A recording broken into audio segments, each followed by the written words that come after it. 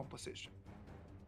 Oh, absolutely. I mean, like you said, they're obviously Marco Polo trying to get that last little bit of a hey hurrah onto the side of Nongshim RedForce to get that claim of a few kills here. But I mean, if you look at their draft, you've got to assume that Danny is going to be taking the cleanse here, because if not, there's a lot of CC waiting for you, whether it be the Wave Breaker, whether it be the Soaring Shot, whether it be the Truth Mantra. Like, there's a lot to really consider here before you go in with that Fever Barrage. No, completely, and that has been one of the talents, one of the abilities that we have seen Marco Polo always go around with, right? Like either it is going to be the Purified here would be actually a very interesting one for him to be choosing and for him to go with. On the other side, Nongshim RedForce, the last pick that they showed us right over there was going to be the Channel. Channel is going to be a very interesting pick because it has been a very meta hero in this patch, even though a lot of people were not expecting to see that much Channel action during this week. KIS4 has invited a lot of very good Channel performances. A lot of good ones as well. But I mean, look at that. Like, he does go for the cleanse, however, but Namu goes for the stun. So obviously, you go in with the Ode, you get kind of like claim your distance onto Danny.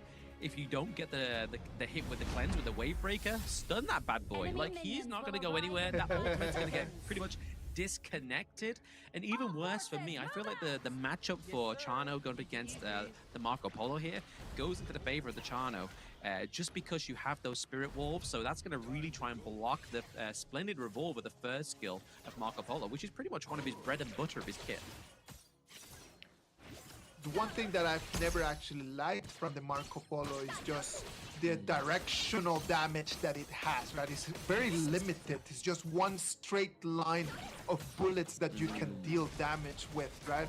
And something like the Channel that can have multiple wolves coming in, it's going to be very difficult for Danny to try to clean. Once he's online, once those objectives start to come through and the blading phase pretty much halts, you're going to be seeing him trying to get the pushes on these T1s, T2s. 1 minute and 30 seconds. You can see that the Dahlia coming in here, and they're just helping up with Siri. That 2v2. One of the beautiful things about the Dahlia is just the rotations are very easy, right? Like very mobile hero. So it can actually just be moving in between lanes extremely quickly. That allows you to sometimes just feel that you're not playing a 5v5, but you're actually playing a 6v5. Look at that. Yeah, I mean, even the damage as well. Like, she recently got a buff on her damage, and honestly, in the early parts of the game, it really hurts, especially on a squishy hero like the Marco Polo. Yeah, like, you've got waves slapping you, and if you have a phobia of water, good luck. I don't want to be slapped by no waves, man. Please, I don't want that no more. I live in rain. I'm basically used to it, but it's rain instead. Of course. All right, ladies and gentlemen, let's look at this. This is going to be our game number 3. We can already see how all of these rotations are just setting up the same pace on the first 2 games. Same pace right now over here. Lucian is going to have eyes on Nigi, and Nigi is going to be taking a 2v2 one more time. Look at that. Oh yeah, Tatsuri had a nice little flank there. Could have actually got on, but there it is. The Yang Jian dive in with the ulti. Beautiful shred down of damage there from Haku. Getting the first blood for the first time for Nongshim RedForce here. But still, Carl is like, you know what? If you're gonna take a kill, I'm gonna take your Azure Golem, but rightfully so here. Haku's like, okay, bet I'll raise you your own, and I'll still be able to get my Azure Golem, because if Haku didn't do that, that's a problem. Great decision coming in from Carl, right? Like, he sees that the Yanjin is already over there on the Clash lane, so immediately it was a moment of nanoseconds when he just started making his way for the Azure Golem. Sadly for him, the Dahlia had eyes on him, sensed information, and they are able just to react to it. So there was not a very big advantage. At the end of the day, it was still better from Nongshim RedForce since they were able to take the kill as well. Oh, looking to go for the approach here onto Namu. Gets hit by the cannon blast. The Fever Barrage just come through, but now it's going to be actually Siri claiming the kill. Oh, the thing inside the box is not currently thinking, but Haku gets the dive in, forcing the flash here onto Draw. Draw is able to use the dash away and keep himself alive. The Overlord Rattel in a 2v1, nothing that he can do about that. Garuda trying to use his ulti to push them away. And look at that, Rattel's still gonna be able to survive that 2v1. The shield They changed him from from the the Majestic Clash to the Guardians. mid, man.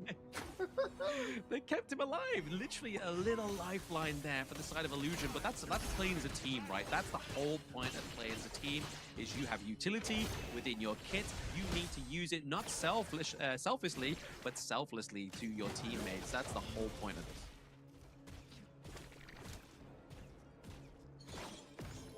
4 minutes and 40 seconds left right over here. After that, Nonchain RedForce, remember that they were able to take on to that first Tyrant. Right now they do have the buff. With this buff, I do believe that Nonchain RedForce need to start trying to alter the pace of things.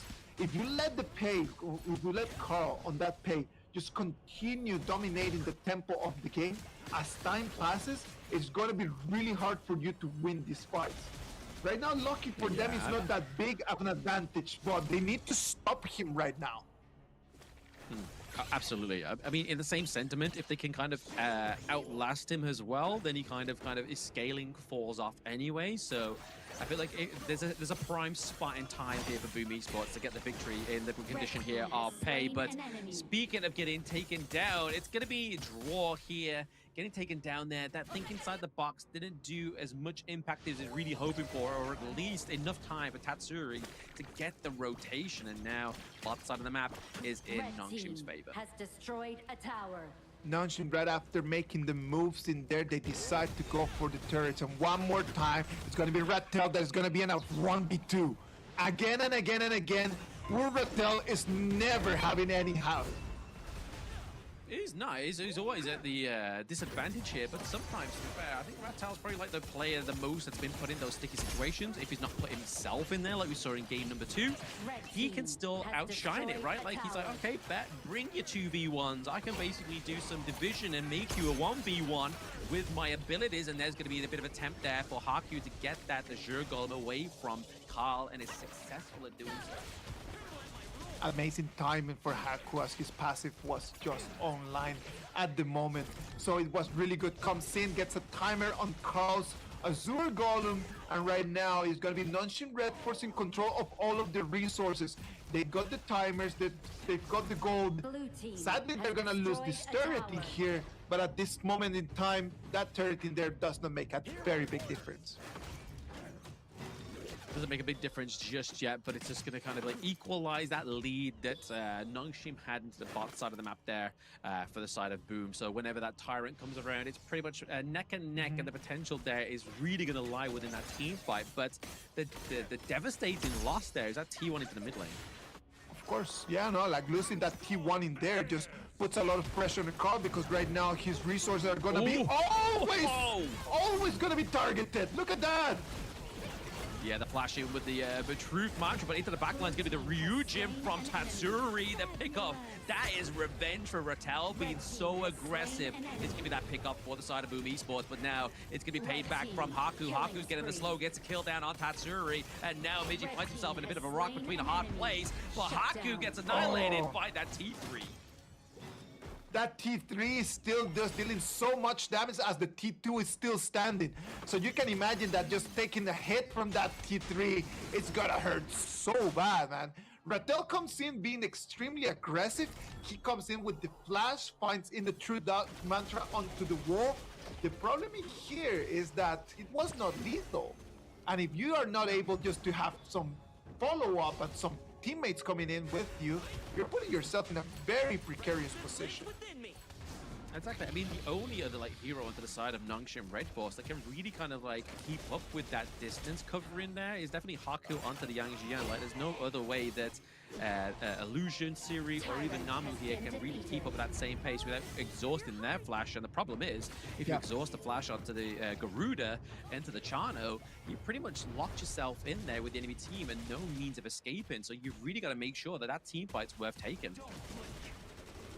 Oh, come on, man. Like, in this moment right now, the teams need to be extremely careful. These two teams are fighting for one ticket into the final. First final of 2026.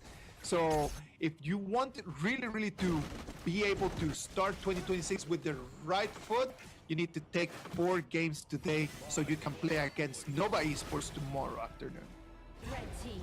Exactly. I mean, it's not the easiest fight to have as well after this one. It's going to be against Nova, but then it's going to be the takedown for Nongshim. A 2-0 trade overall. Tatsuri and Draw do draw the blood there, but it's going to be that top T1. Keeping alive here, Danny, for now, but it's going to be a bit of a 4v1 dive there. Using the sword and shot the Fever Barrage at the back line. Tries to do a little bit of an attempt to take down the Garuda, but it's enough to take down the minion wave, which is going to keep that T1 alive for now. So even though he goes out with grace. Oh yeah, 3-0 trade right now for Nonshin RedForce. Things are looking horrible for Boom Esports. 10 seconds for the Tyrants to go into their shadow mode, and this is just not good for them. Because right now, if Nonshin is able to just take on to that, the pressure on the high grounds right now is going to be imminent and is going to be immediate as well. Exactly. You don't want any immediate pressure if you are the side of Boom Esports as well, right? I mean, definitely now that we have obviously the takedown of the Shadow Tyrant come through, Carl's trying to make sure work of the Shadow Overlord, but can they get the steal here? It does go over to the favor of the side of Boom Esports. Give me Tatsuri to get that last hit there. And actually Spoken, sniping out Miggy is going to be Illusion with that Wings of Judgment. Oh, look at that. Right now it's Carl, the one that is on the run. 4 members of Boom Esports going around trying to find onto Carl. They have eyes on the Tiger. Can they actually get the kill? He's surrounded by everyone. Sorry about that, Carl. There is not going to be a miracle today. Carl decided to have a bit of a track and race there. Just thought, you know what, I'm going to do a quick circuit around the enemy team's base and see if I can survive. And the answer to that one is unfortunately limit tested, and it is no. So don't try it in your ranked games there, ladies and gentlemen. As we see the approach here from Nongshim RedForce, they're looking to put a lot more pressure into that mid lane and really start to open up that enemy's jungle. Red team has destroyed Danny already tower. trying his very best to do the split push, right? Like he went for his Crimson Golem. He's got right now Crimson Golem, so he's being able to sustain himself a little bit more. The problem in here is that the Marco Polo on that split push and the Carl on the Tigers on the pay on that split push is the only option that Boom Esports has against him. Blue team has slain an enemy. Rattel find himself in a very hard situation to overcome that one. But I mean, the death of Rattel means that they can further push this side of Boom Esports, right? Obviously getting the minion wave, but the high ground turrets there is going to do a bit of damage there. Get the T2 top side of the map. So yes, they lose a life, but it's irreparable damage onto that turret there. Oh my goodness, Series using the pack wolves. He gets the takedown of the call. And now Tatsuri's like, hey, I want some of this action. Gets the takedown here onto Siri. And now we're looking for some more. The backup, the boys in blue have come through. It's going to be Illusion with the Wings of Judgment, but Haku gets the pick off. Look at Danny trying to go in for the back door. He's going to be able to take on to that turret, but to what price? Because right now, it is going to be Nonshin RedForce, the one that they want to take on the high ground in the mid lane as well. Yeah, the high ground does fall for the side of Nongshim, but still staying alive here for the side of Boom Esports. So I feel like it has paid off here for Danny. If he's able to get out with his life here at least, then I feel like that is definitely a job worth being done here for the side of Boom Esports. But Nongshim, they've definitely got to kind of put a little bit of filler in that crack in the wall. Not gonna lie, Blam, the backdoor play, for me, it's a very PKL kind of move. Not gonna lie, I see it a lot in PKL, just to see like people just trying to go in the moment that we're down. I'm just gonna try to just steal the crystal in any moment that they can. I see it that it has been pretty famous and very frequent in PKL. Have you had that same feeling? Absolutely. I mean, you miss 100% of the shots you don't take, right? So if you do it and don't get it, that's fine. But if you do it and you get it, that's just saved yourself a good 5 more minutes of a game that you didn't need to play. But it is definitely a PKL identity here, and only they seem to be able to do it and pull it off with finesse, or at least the timing that's needed and the care. Right now, the problem for Nonshin RedForce is that having that opening in there at the bottom lane, over there at the farm lane, it is just psychological pressure on them. Because right now they cannot focus only on what their objective was, which was just to go and take on the high ground. they need to have eyes all the time on the possible backdoor. Overlord has been defeated. Exactly, yeah. It's always gonna be in the back of their mind, kind of just like, oh, did I turn off the gas on the stove? Like, did I actually course. lock the door at home? That's exactly what's happening to Nongshim right now, and happens to me right now as I sit at my desk in my house, thinking, I don't smell gas, I'm fine. Whereas Nongshim, they might be smelling gas in a few moments. That might be the problem. It might be a very big problem for them, man, because right now, in what it looked like today, a game that they had under control, that opening in there just makes the game to be 50-50 one more time. Look at how right now with Boom Esports, every single time that Nongshim RedForce has gone for the Tyrant, they go for the Overlord immediately. 1 against 2. One more time, Rattel. Yeah, Rattel managed to actually escape there with that shield once again given by the side of Illusion, but now we're seeing a pack chase onto Danny. Danny does fall here, but once again, look to that bot side of the map. Carl is looking for a retreat, and they're trying to stop the recalls of total members of Nongshim RedForce. But luckily, we do see that Siri gets back, but can he keep it alive? The base rush is going to come through here for Carl. Is it enough time? Do it? No, it's not enough time. Yeah, it's from BG. He was trying his best to stop that recall. And right now it's gonna be Boom Esports, the ones that they are gonna have to go back and try to fix this. 30 seconds until Carl comes back. They have at least more time for a power play. The minions in the mid lane are gonna come. What is Midi gonna be able to do against these 3 members of Nongshim RedForce Black? Red team has destroyed a tower. They gotta hope and pray that they can actually stop this splintering at top side. The amount of opportunities that this is creating for the side of Boom Esports is very scary. So they gotta make sure that they take some of their ground for themselves to put that pressure back onto their side, and also make it so that they also have that psychological kind of stress onto the side of Boom Esports. Look at that right now. If they get to take onto that turret, they're going to stabilize what had been a little bit of a bleed place for them. They are able to put some more pressure. The waves are still pretty far away, and we're back to a 5v5.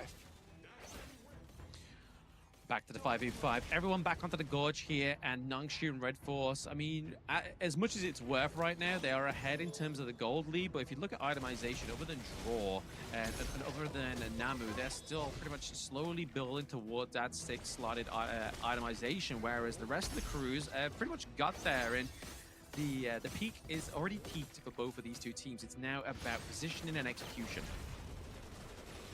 All right, let's wait and see what's going to happen. Right now, we can see that Nongshim RedForce has already cleaned all of the minion waves, and there are 3 lanes coming in with super minions coming, trying to knock on the Boom Esports high ground door.